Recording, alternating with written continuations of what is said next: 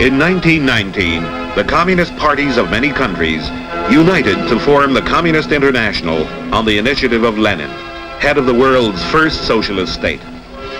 The Second Congress of the Comintern opened on the 19th of July 1920 in Petrograd. Lenin and the delegates came there for one day.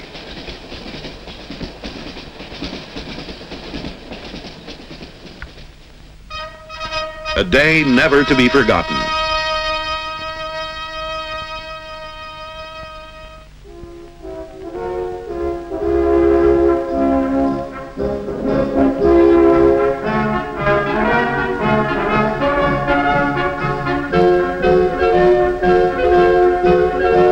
Those were difficult days for the young Soviet Republic. The Civil War was still raging. There was a shortage of food, clothing, and fuel. Yet every day brought fresh successes.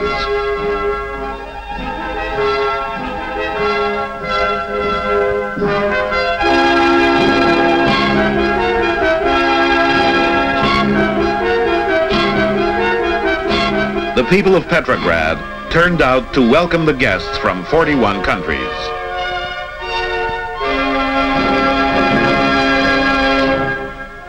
The first train arrived at about 9 in the morning.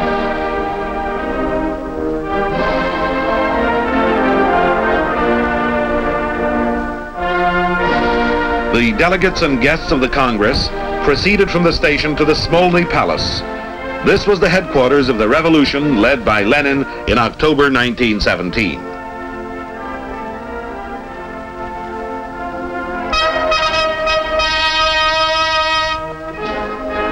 After visiting the Smolny, the delegates and Lenin proceeded to the Tavrida Palace for the opening ceremony.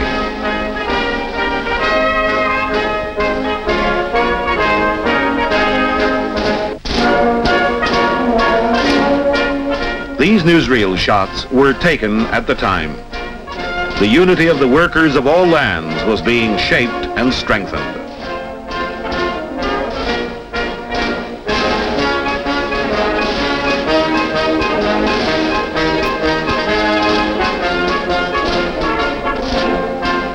The Petrograd workers revered Lenin, as did the working people of all of Russia. At the entrance to the Tavrida Palace, they presented him with a bouquet.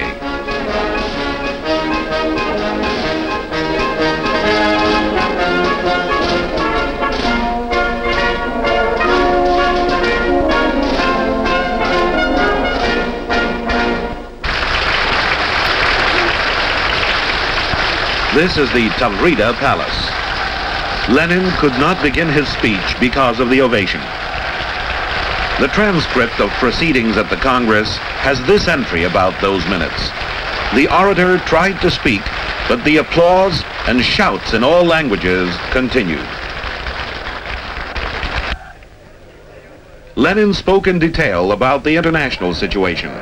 He laid special stress on the fact that the entire policy of the Comintern must be founded on the rapprochement of the masses of working people of all nations for joint struggle against capitalism.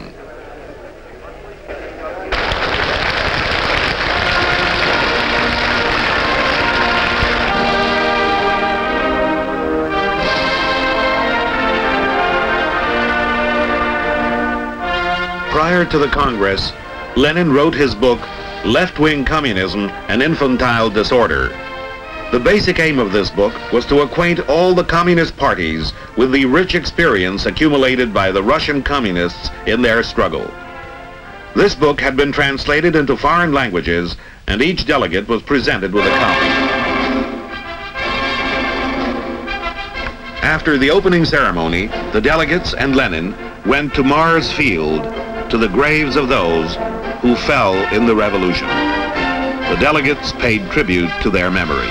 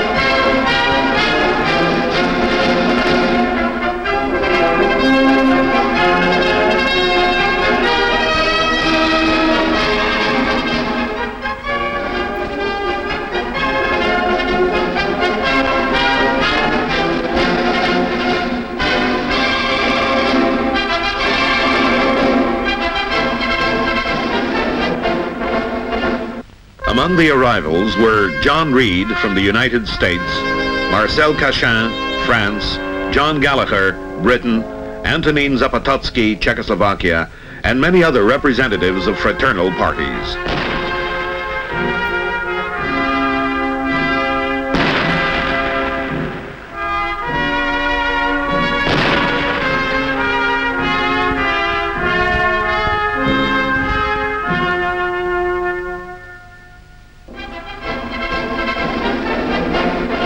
The day ended with a giant international rally in Palace Square.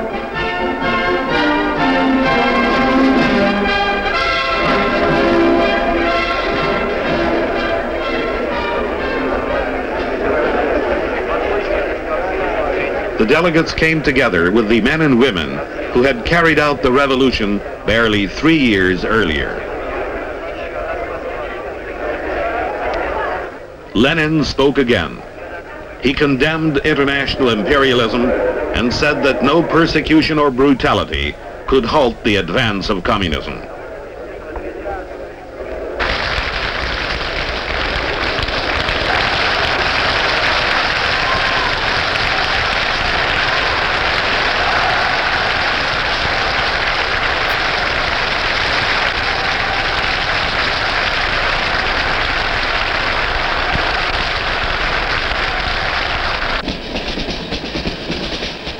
At 8 in the evening, Lenin returned to Moscow by express train.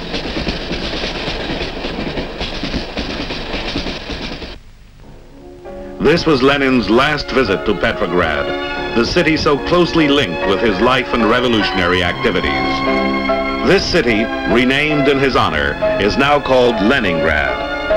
July 19th, 1920 is a day that has gone down in the history of Leningrad, in the history of the nation, in the history of the international workers' movement. This is a day never to be forgotten.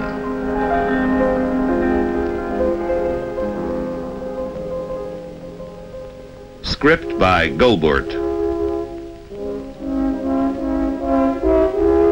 Directed by Tsvetkov. Photography, Romanov. Music, Sokolov. Produced by the Leningrad Scientific Film Studios.